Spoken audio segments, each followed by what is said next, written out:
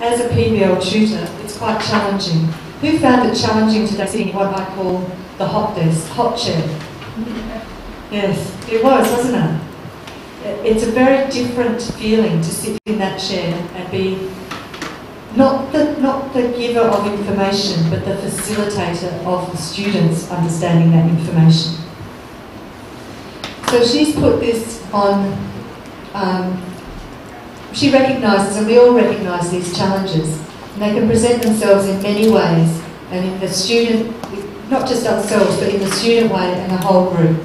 And the tutor box highlights some of the common situations that can arise in a PBL group and actually offers you some practical tips and strategies to deal with them.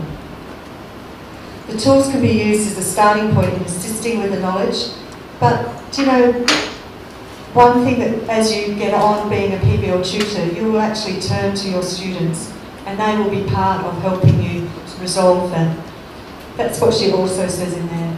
But as colleagues, as other PBL tutors come on board, they're going to be your resource as well. So you'll come into a room and say, oh, I had a difficult time today, and you know what happened, and other people will start to discuss it, and we'll problem solve. We'll be actively learning how to resolve these issues on a day-to-day basis or on a week-to-week when we have our tutor briefing.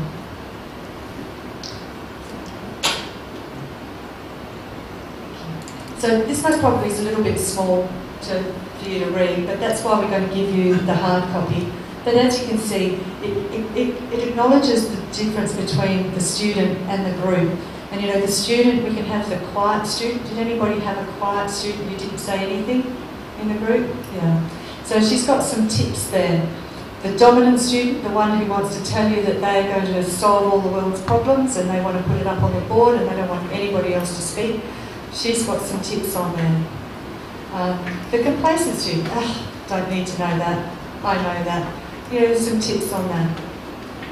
The experienced student who's got a background, like we were saying earlier, we quite often get paramedics into our course, and when we do the musculoskeletal unit, they come into the fore because they are the ones out on the street bringing those patients in, and so they come into the fore there, but then they want to take over.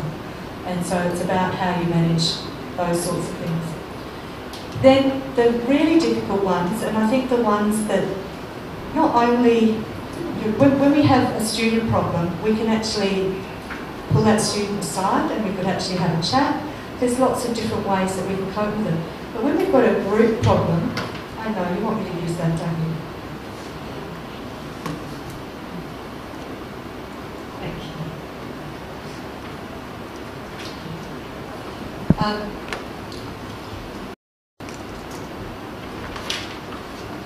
We'll go back now.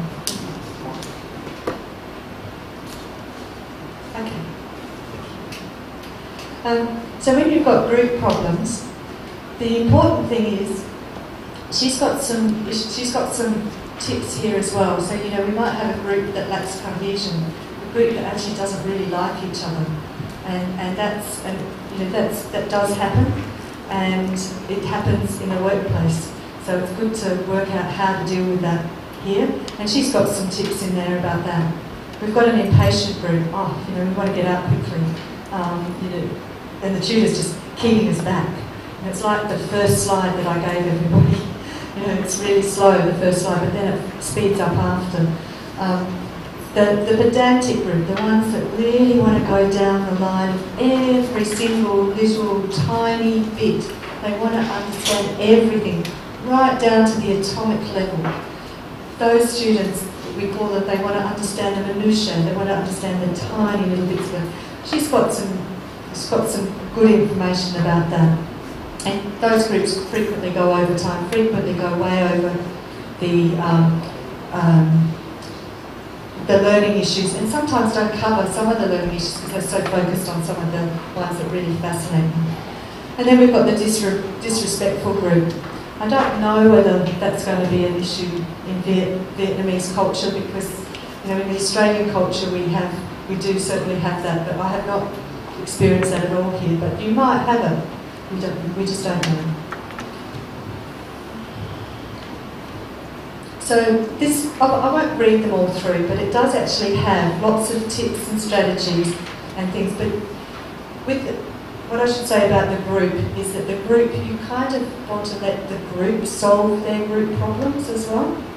And Julie mentioned the other day that how she had a group that didn't quite work, and she made the comment that, okay, we've got a problem, and the problem might have been identified or not identified, but I'm going to go out, I'm going to get a cup of tea, and I'm going to come back, and you guys are going to have sorted it out.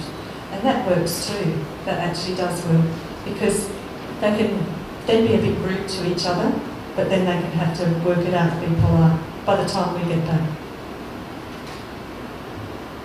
So all of those things are in there. Further enriching the PBL experience is another thing that Vula really likes. Vula's keen on, she's got pharmacy background, and she's keen on mnemonics. So you don't have to do this, but she likes having things, you know, the surgical sieve mnemonic. She likes to introduce that to the students. Some groups like it, some groups don't. Do you use the mnemonics? Yeah, exactly. I think that's it. Today we started with the inflammation. Yeah. We had somebody too, didn't we, say something about, oh, my brain's going dead. This is what happens, I think, after you've done a good PBL. Your brain kind of feels a bit flat for a while. That's how I'm feeling. But there are other things that she's got in here, and one thing that I find that's good is this case review, so that you can tidy up the whole case that you've done. So you might have done 4 hours of tutorials or 6 hours of tutorials, and they've gone away and got information. But that diagram that I showed you, I didn't explain before, but that diagram I showed you about Mr. Wynne, that is a flow chart that the students might create at the end of each case, and that means that when they go to review it and look at it for their own information, each aspect of that, I call it like a drawer, and they can pull it out and explain the mechanisms of each thing. So like for today, we had Mr. Wynne who had a fever, so the fever will be a presenting sign, but on that diagram it won't actually be the mechanism of it, but the student should be able to pull out that drawer of fever and be able to talk about what is normal temperature, how is temperature control, how is a pathogen going to change that temperature. So that's a mechanism drawer. So that I gave that to you earlier, so if anybody wants me to explain that further, I'm more than happy. But Vula and I have been very keen on those sorts of flow diagrams at the end, because what it does is that it tidies up the thinking for the students. I don't do them, the students do them, and they do them collectively. And in the report back, they'll have a blank border, and they will be all up there, adding, you know, this is important, this goes to this, and it is really, really impressive. Anything else? Should you have me going? 10 minutes. So the other thing is that there are some times when you just don't know quite how to ask them. You know, one thing I found very early on was that I had students who might say inappropriate things, maybe a bit disrespectful because they don't know any other way, because they haven't been working with people. And so I would turn around and say, well, can you think of another way to say that might be, you know, more acceptable to the patient and to the group. And so that's something that I always try and encourage, is professionalism in the PBL, because I consider it's about working together in a professional and respectful way. But she's got other things up here, you know. How does that information help with your mechanisms or your thinking? You know, that's a fairly typical tutor phrase. Another one's, you know, what are your thoughts from your perspective? And I like individuals' perspective, as I said, you know, everybody in this room looks at this screen from a different angle, and in your mind you've got a different way of thinking of it, and the students are just the same. We don't want to streamline them into one way of thinking. We want them to keep their own thinking. We want them to keep their own perspective, because that's what's going to make them different, and that's what's going to make them problem solve and see things and work together collaboratively with others and enrich and for the benefit of our patients and ourselves, I think. Any questions? Because I feel as though it's the end of the day and I don't really want this to be a lecture, but is there anything today that you might want to look in the toolbox for? So is there any issue that you felt?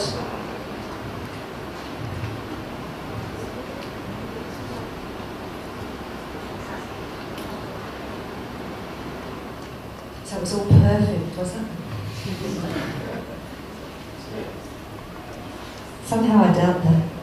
It was very stressful, I think, sitting in that hot chair. I can remember when I did. It was very stressful. So did anybody have a student that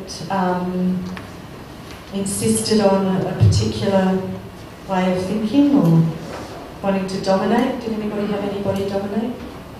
Anybody who was really quiet? Julie's nodding.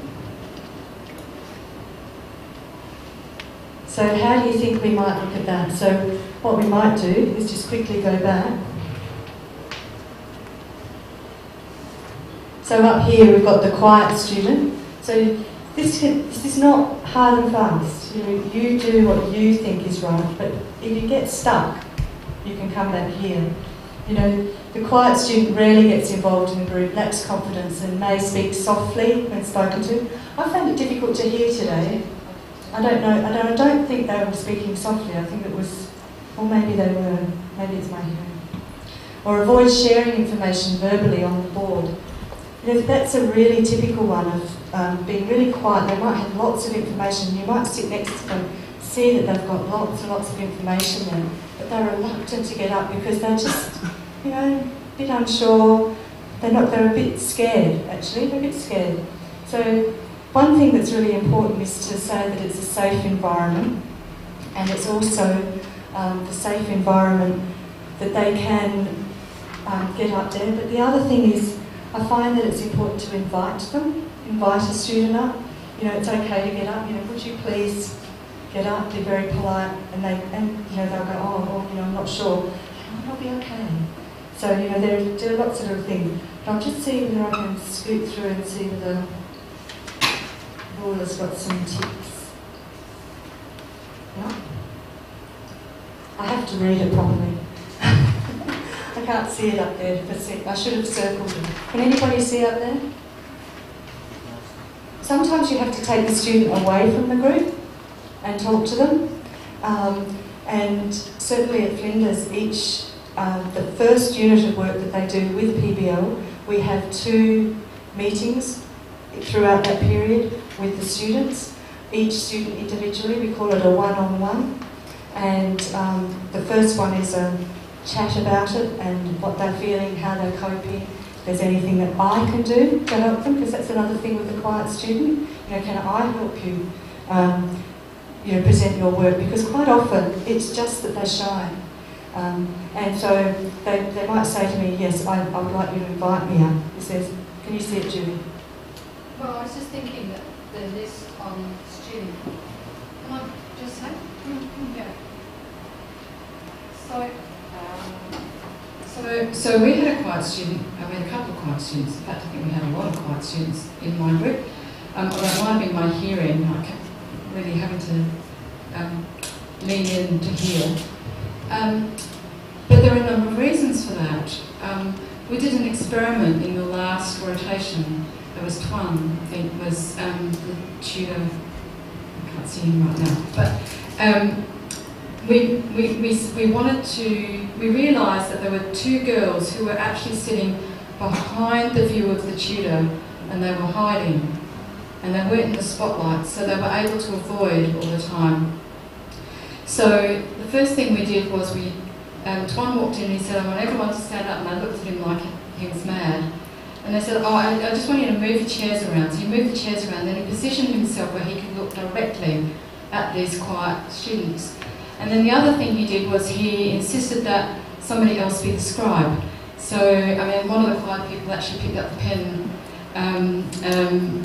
describe, although then a more confident student ran in and said, "Here, let me show you," and he stepped back, but that was okay. It was at least a go. And but I think, strategies like sometimes when you want to get a group going, you need to ask students in turn. So where is yes, Val? Yes, Fu. Sorry, I'm getting mixed up with different people. Fu. On one hand, some of the people thought he was doing the wrong thing, but the group was being really quiet, and he was nervous, and so he decided to ask lots of questions. And he just named each student and went round and asked questions.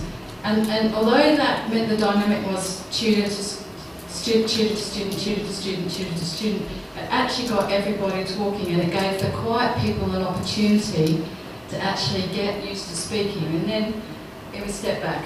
Yeah, and so there are lots, there's the right time to do that kind of thing. So Fuller's got ask each student to take turns in providing information. So that's deliberate sort of exercise of intervening. Redirect the discussion from the dominant student to the entire group. So this morning when we did the tutors PBL, I mentioned that one of the things I did was look away from the confident person to one of the quieter ones to try and use my eyes to direct the conversation to a quiet student. Ask what resources each student's using for their eyes. So you might have a quiet student, you're thinking, is this quiet student listening and engaged in the content, in which case I'm happy, or is this quiet student actually asleep on the job? So going around and asking students, what resources they're using for their learning issues gives you an idea of whether that student's doing the work or not. Suggest the experienced student scribe on the board while others provide information. So it's a risk, but sometimes when you put the pen in the noisy student's or the experienced student's hand to write up what the others say, that just dampens them a little bit. They're still using their active minds to interpret what's been said, and they often write well, but it's the quiet students who are having to give them the information. So, you can look through and get ideas and think, oh, yeah, that strategy will help me, in that way. So I hope I've showed you with that example how the toolbox will work. Yeah, I'm sorry I don't know where the printout is for it, but we'll make sure that we have it for you tomorrow. Can I just say there was one other issue that we had that is so interesting, and May highlighted it to me right at the beginning, and I hadn't seen it. Do you want to explain what it was?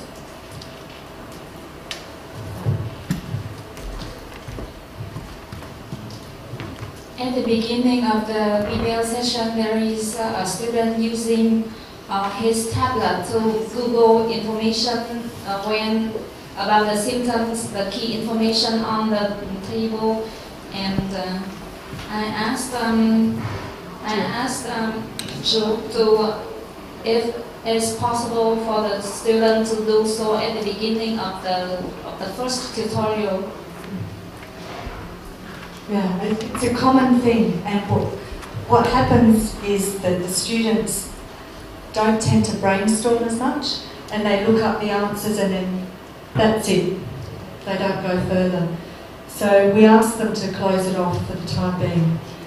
But it's not feasible all the time, because we're going to a paperless society, and when they come back for a report back, they might have everything on laptops. So that's the part of my PhD that I like, is looking at that interaction. Yeah, we had the same. So we had a young lady who clearly wasn't confident and was looking puzzled, and then she dragged out her iPad and she clearly Googled fever, night sweats, coughs.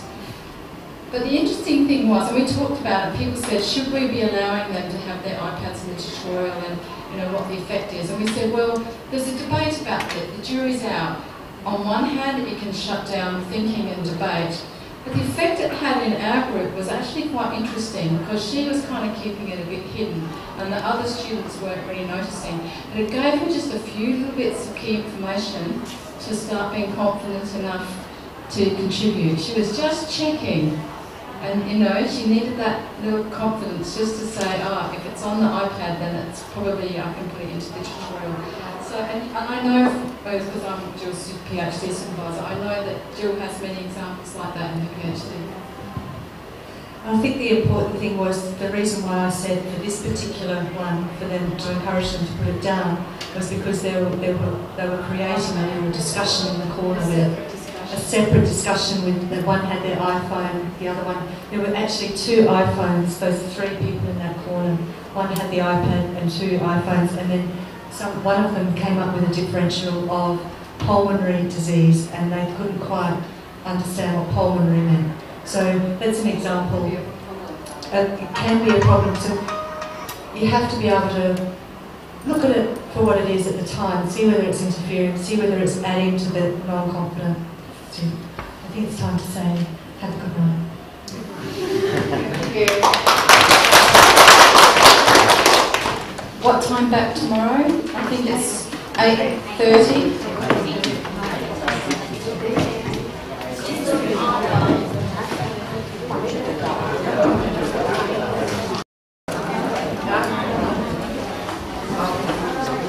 At 8:40.